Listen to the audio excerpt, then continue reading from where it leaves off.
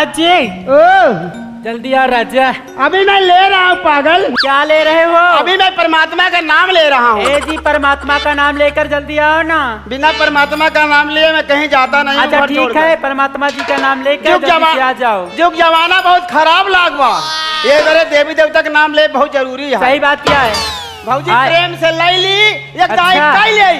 ठीक है जल्दी आवा, लेकिन समय नहीं आया। नौना लाई के आपका तो पूजा जाए पाठ कहाँ करी तो का। बावत है। आवा अरे चला मोरी भौजी गंगा नहाय आई तोहरा के पंडा बोलौले बा।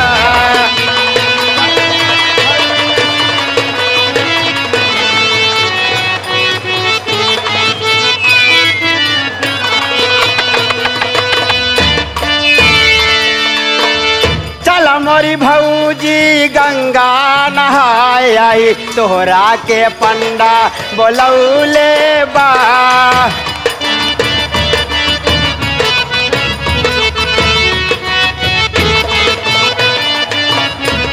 ए चला मोरी भौजी गंगा नहाय आई तोहरा के पंडा बोलौले बा। अपना खाए सुखला रोटी अपना खाए सुखला रोटी तोरा के पूरी कंदौल।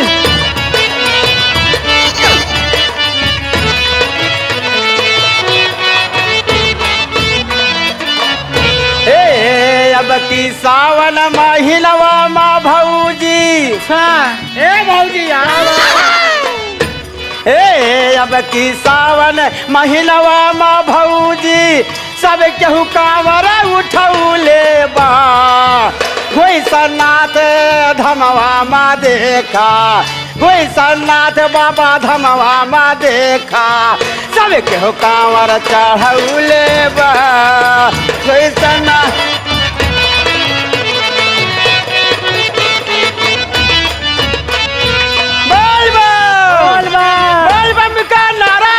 बाबा तेरा सहारा है। बोल बम का नारा है। बाबा तेरा सहारा है। एक जमुनिया काली काली बाबा बुलावे हाली हाली। एक जमुनिया काली काली बाबा बुलावे हाली हाली। बोल बम बोल बम बोल बम बोल बम बोल बम बोल बम बोल बम हर हर महादेव। बोल बम।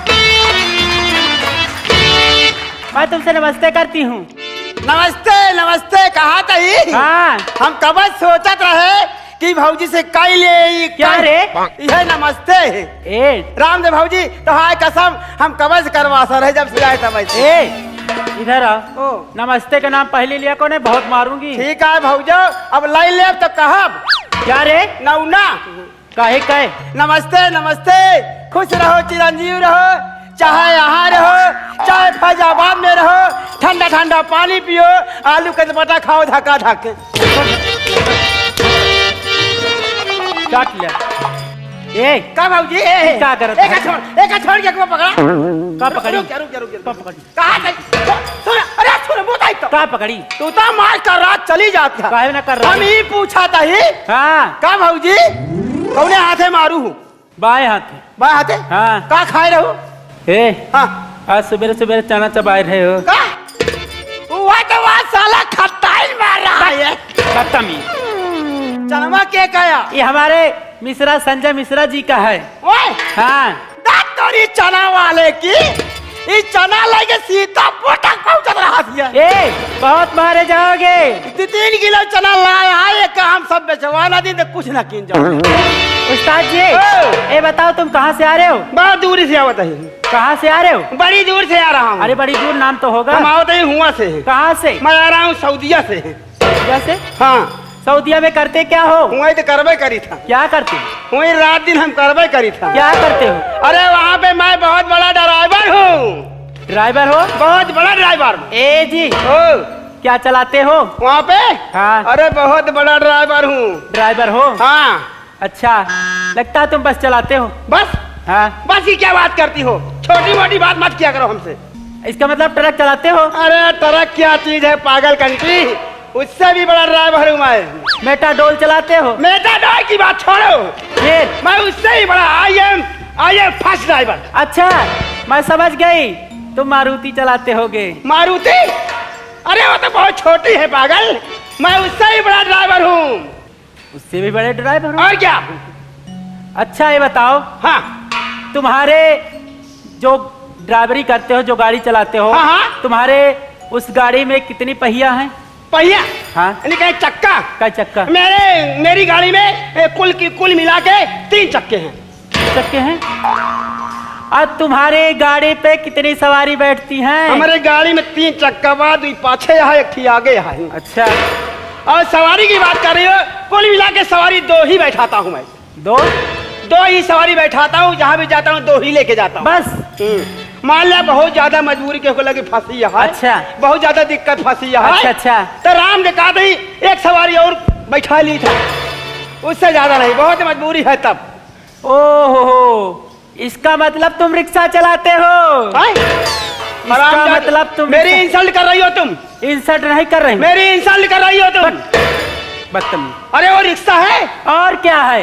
वो रिक्शा है। और क्या है? रिक्शा चलाओगे ना? हाँ। तुम्हारी टीवी हो जाएगी। टीवी?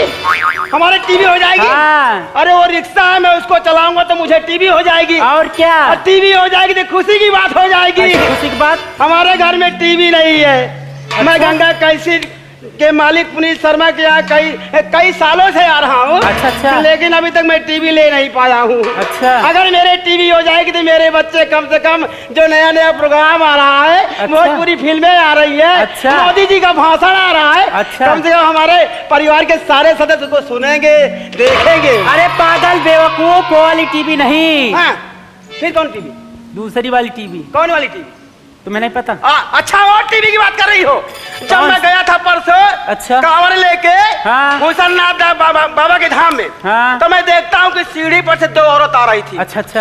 उनको टीवी हो गई थी। अच्छा। उनको टीवी हुई थी। हमारे साथ में संतलाल मास्टर थे। अच्छा। मैं उनसे कह रहा हूँ, मास्टर देखो इस औरत की टीवी हुई है। अच्छा। तो मैं देख रहा हूँ ना, उसमें कोई चित्र दिखाई दे रहा है, ना कोई फोटो आ रहा है। अरे पागल, वो टीवी नहीं थी। हाँ। और जो 2 औरतें आ रही थी ना, उनकी औरतों की चाल जानते हो कैसे थी? कैसे थी? अरे कसम से ऐसे चाल थी, ऐसे। बदतमीज, ऐसे नहीं चल रही थी, उनके पेट में बच्चा था, इसलिए वो ऐसे चल रही थी। बच्चा था? अरे तुम्हारे वाली टीवी हो जाएगी, तुम्हारे मुंह से खून गिरेगा और तुम्हारा फेफड़ा सड़ जाएगा, तुम 3 महीने में मर जाओगे।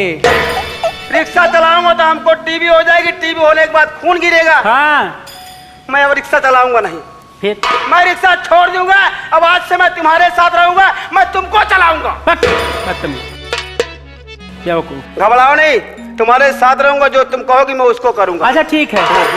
ब्याहे में सैया मोरी अंगुली दबावे, गवनवा में राम जाने का हो।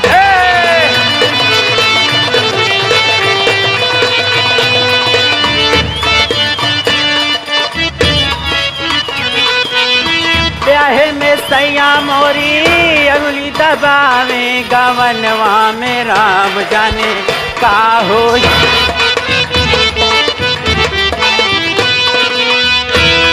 ए जी इधर आओ। क्या बात है? जब मेरी पहली भावर होने लगी ना, तो हमारे सुकुलपुर मुस्लिम मास्टर क्या कह रहे हैं? क्या कह रहे हैं?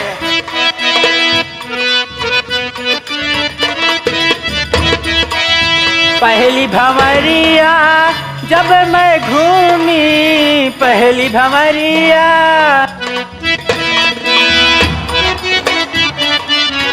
पहली भंवरिया जब मैं घूमी, धीरे धीरे सैया मोरा घुंघटा उठावे, धीरे धीरे सैया मोरा घुंघटा उठावे, गवनवा मेरा।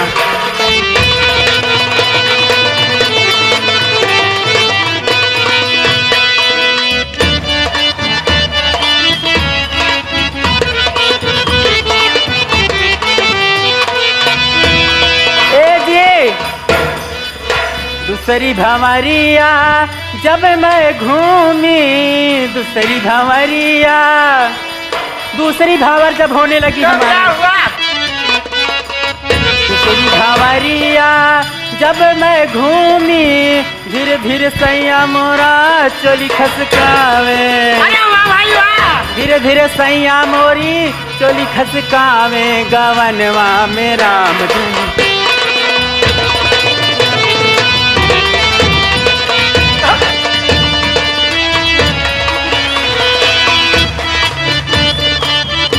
ए जे तीसरी भंवरिया जब मैं घूमी तीसरी भंवरिया